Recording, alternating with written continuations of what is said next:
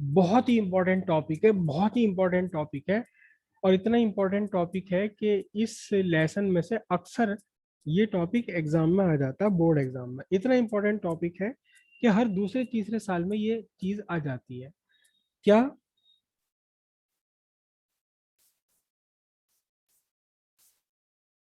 Dependency of resistivity और resistance, दोनों एक ही बात है। रेजिस्टिविटी या रेजिस्टेंस, या कभी कभार सिग्मा भी पूछा जाता है। हम स्टडी करेंगे सिर्फ रेजिस्टिविटी की, उसी से हम बता देंगे रेजिस्टेंस, उसी से बना देंगे conductivity. Dependence of rho resistivity on temperature, temperature पर इसकी कैसी डिपेंडेंसी होती है। बिल्कुल सिंपल है, बिल्कुल सिंपल है, समझिएगा ध्यान से। रो रो का फॉर्मूला हमारा क्या था? रो का फॉर्मूला था m अपॉन एन स्क्वायर। तो यहां एम एन ई ये आपके कांस्टेंट है, does not depend on temperature. ना तो मास टेम्परेचर पर डिपेंड करता है, ना इलेक्ट्रिक चार्ज ऑफ इलेक्ट्रॉन ये टेम्परेचर पर डिपेंड करता है। दोनों में से कोई भी टेम्परेचर पर डिपेंड नहीं करता। लेकिन n n and t, n and tau tau tau naught t, ये आपके क्या है? टेम्परेचर डिपेंडेंट है। दोनों के दोनों टेम्परेचर डिपेंडेंट है। ठीक है। इनमें से एन क्या होता है? N n directly proportional to temperature. जितना ज्यादा टेम्परेचर होगा उतना ही ज्यादा number of charge carriers available हो जाएंगे, चार्ज कैरियर्स अवेलेबल हो जाएंगे। और ध्यान से देखना, जरा ध्यान से, इस एन के कारण इसका हम निकाल के क्या निकाल सकते? एन डायरेक्टली प्रोपोर्शनल है टेम्परेचर के, तो फिर क्या होगा? Rho inversely proportional to temperature हो जाएगा, या नहीं? क्योंकि n rho inversely proportional to n है, number of free electrons per unit volume. और एन आपका प्रोपोर्शनल है, डायरेक्टली प्रोपोर्शनल है टेम्परेचर के, तो rho inversely proportional to temperature. दूसरा, जो रिलैक्सेशन टाइम है, relaxation time inversely proportional to temperature. Exactly inversely proportional नहीं होता, लेकिन फिलहाल मैं आपको इनवर्सली प्रोपोर्शनल बता रहा हूं, तो ये भी आपके लिए सही है। एग्जैक्टली इनवर्सली प्रोपोर्शनल नहीं होता ये, लेकिन है टेम्परेचर के साथ साथ घटता जरूर जाता है, इतनी बात पक्की है।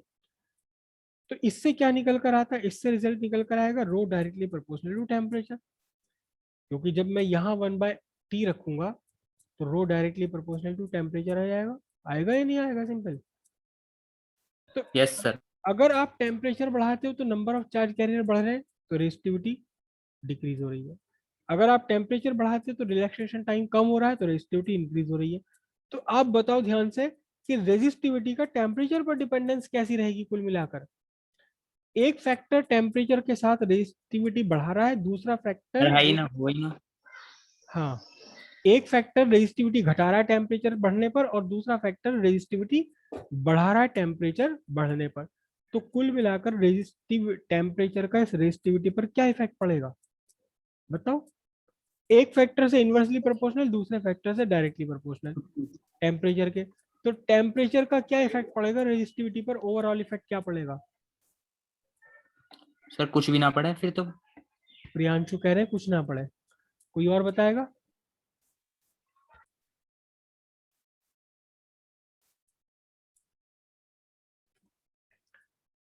देखो, एन एन कैसे बढ़ जाता है? एन आपने देखा, कॉपर है, कॉपर से कॉपर आयन और दो इलेक्ट्रॉन, ये एक डायनेमिक इक्विलिब्रियम बना हुआ है। जब आप टेम्परेचर इंक्रीज करते हैं, जब आप टेम्परेचर इंक्रीज करते हैं तो इसका जो ये इक्विलिब्रियम है, इक्विलिब्रियम शिफ्ट होता है। शिफ्ट होता है कैसा? राइट साइड, राइट साइड में शिफ्ट हो जाता है। मतलब ज्यादा टेम्परेचर आप बढ़ा देंगे तो ज्यादा कॉपर एटम में से इलेक्ट्रॉन्स निकल करके कॉपर आयन और इलेक्ट्रॉन्स, फ्री इलेक्ट्रॉन्स बन जाएंगे। तो टेम्परेचर बढ़ाने पर ज्यादा फ्री इलेक्ट्रॉन्स आपको मिलेंगे। ज्यादा फ्री इलेक्ट्रॉन्स मिलेंगे तो फिर क्या होगा? रेजिस्टिविटी आपकी टेम्परेचर के इनवर्सली प्रोपोर्शनल हो गई। जितना ज्यादा टेम्परेचर बढ़ाओगे रेजिस्टिविटी उतनी ही कम होती चली जाएगी। ठीक है। अच्छा, इस टो का टेम्परेचर से क्या रिलेशन है? देखो, ये जो टाउ है, it is the average time between two successive collision. ये इलेक्ट्रॉन है, ऐसे ऐसे जगह जगह कोलाइड करता हुआ चल रहा है, ऐसे कोलाइड कर रहा है जगह जगह, यहाँ यहाँ कोलाइड कर रहा है। हर बार जब ये मुड़ रहा है तो इसका मतलब वहां क्या हुआ, इसका कोलिजन हुआ। एक बार यहाँ से चला, यहाँ टकराया जाके, फिर यहाँ से चला इसको टकराया, फिर यहाँ चला ये किसी और से टकराया, यहाँ चला किसी और से टकराया। इन दो सक्सेसिव कोलिजन्स के बीच का जो एवरेज टाइम होता है उसे हम बोलते हैं रिलैक्सेशन टाइम। अब आपने टेम्परेचर बढ़ाया तो ये इलेक्ट्रॉन जो कि गैस मॉलिक्यूल की तरह बिहेव कर रहे हैं, इनकी काइनेटिक एनर्जी, इलेक्ट्रॉन्स की काइनेटिक एनर्जी कितनी है, 3/2 kT। तो जब काइनेटिक एनर्जी बढ़ी, टेम्परेचर बढ़ाया, काइनेटिक एनर्जी बढ़ी, काइनेटिक एनर्जी कितनी होती है, काइनेटिक एनर्जी कितनी है, हाफ mv², वी तो एम तो चेंज नहीं हो रहा तो वी बढ़ गई। काइनेटिक एनर्जी बढ़ाई तो आपने वेलोसिटी बढ़ गई इसकी। जब वेलोसिटी बढ़ गई तो ये बार बार जल्दी जल्दी टकराएंगे आपस में, एक दूसरे के साथ जल्दी से टक्कर लेंगे, जल्दी जल्दी टकराएंगे आपस में एक दूसरे के साथ। रोटेशनल मोशन बढ़ जाएगा इनका। रोटेशनल इनका मोशन कहाँ से आ गया, सर ये जो अपनी एक्सिस पर घूम रहे हैं ये। कौन, इलेक्ट्रॉन्स। सर नहीं सर, जिससे टकरा रहे इलेक्ट्रॉन, दूसरे इलेक्ट्रॉन तो टकरा आयंस। रहे हैं, इलेक्ट्रॉन तो पॉजिटिव आयन से टकरा रहे हैं, कर्नेल्स से टकरा रहे ये हैं। सर ये जो ये अपनी एक्सिस पर घूम रहा है ना सर, मेटल के लिए हूँ। मेटल में किसी ने कह दिया एक्सिस पे घूमते हैं, वाइब्रेट करते हैं। वाइब्रेट सर करते हैं। वाइब्रेट, यस सर हाँ, वाइब्रेट, वाइब्रेट यस सर करते हैं, वाइब्रेट। वाइब्रेट करेंगे, इनका वाइब्रेशन का एम्पलीट्यूड बढ़ेगा तो ये इलेक्ट्रॉन्स के रास्ते में जल्दी जल्दी आएंगे। देखो एक बात सुनो, आपके आप किसी एक गली में से पास हो रहे हो, गली में से आपको पास होना, निकल के जाना है, और उस गली में बहुत सारे लोग खड़े हुए हैं, बहुत सारे लोग खड़े हुए हैं यहाँ, ठीक है, लेकिन सब खड़े हुए हैं अपनी अपनी जगह। तो आप चलोगे, फिर यहाँ से चलोगे, फिर यहाँ से चलोगे, फिर यहाँ चलोगे, फिर यहाँ चलोगे, तो आपको फिर भी कुछ आसानी रहेगी।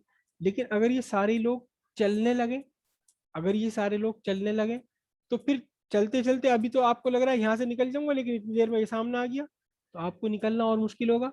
और बाय द वे ये सारे भी आपकी तरह भागम भाग में हो, भगदड़ मची हुई हो, तो फिर इनके बीच से निकलना बहुत मुश्किल हो जाएगा। तो ऐसे ही जब आप टेम्परेचर बढ़ाते हैं तो कर्नेल्स का वाइब्रेशन का एम्पलीट्यूड बढ़ गया। एम्पलीट्यूड बढ़ने से क्या होगा, एम्पलीट्यूड बढ़ने से अब ये इलेक्ट्रॉन्स के रास्ते में ज्यादा टकराएंगे। तो जब बार बार टकराएंगे, बार बार टकराएंगे, तो दो टक्करों के बीच का जो टाइम है, एवरेज टाइम, वो डिक्रीज हो जाएगा।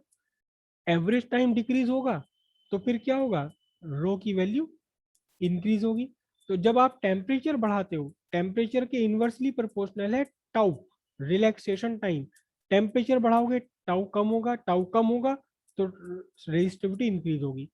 यानी टेम्परेचर बढ़ाने से रेजिस्टिविटी घट भी रही है, टेम्परेचर बढ़ाने से रेजिस्टिविटी बढ़ भी रही है, दोनों ही बातें हो रही है एक साथ। तो कुल मिलाकर रेजिस्टिविटी पर टेम्परेचर का क्या इफेक्ट पड़ेगा, टेम्परेचर का इफेक्ट क्या पड़ेगा रेजिस्टिविटी पर, ये मेरा सवाल था।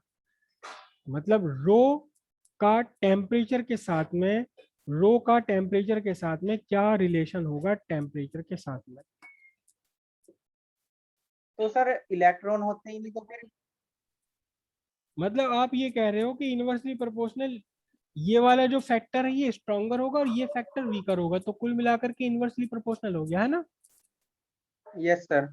मतलब रेजिस्टिविटी। सर मैं हम्म सर मैं ये कहना चाहता हूँ, जब अगर हम मान लें कर्नेल बहुत ज्यादा वाइब्रेट कर रहे हैं, कोई भी चीज अगर बहुत ज्यादा स्पीड से वाइब्रेट करती है और उसका एम्पलीट्यूड बहुत ज्यादा हो जाता है, तो हाँ एक्चुअली हमें लगता है वो कि कई जगह पर होगी वो, पर हाँ जो चीज हर जगह होती है वो कहीं भी नहीं होती एक्चुअलिटी में। हम्म तो सर मेरा कहने मतलब का मतलब है, अगर बहुत ही ज्यादा स्पीड से वाइब्रेट करने लगे तो फिर तो ये इलेक्ट्रॉन को टेम्परेचर के बहुत साथ ज्यादा परेशान हमारा कर देंगे। टेम्परेचर के साथ सर रेजिस्टिविटी कमी हो जाएगी। तो कुल मिला के मैं यही कहना चाहता हूँ सर, टेम्परेचर अगर हम बढ़ाएंगे तो रेजिस्टिविटी कम होगी। ठीक है ठीक है, अभी कंफ्यूजन है सभी को, ज्यादातर को कंफ्यूजन है, क्योंकि स्नेहा ने भी गलत ही आंसर दिया जबकि उन्हें लास्ट ईयर सब कुछ पढ़ रखा है। कोई बात नहीं, हम इसे कल डिस्कस करेंगे एक बार फिर, क्योंकि अब टाइम बचा है कुल 3-4 मिनट का, तो हम इसे कल डिस्कस करेंगे। ओके।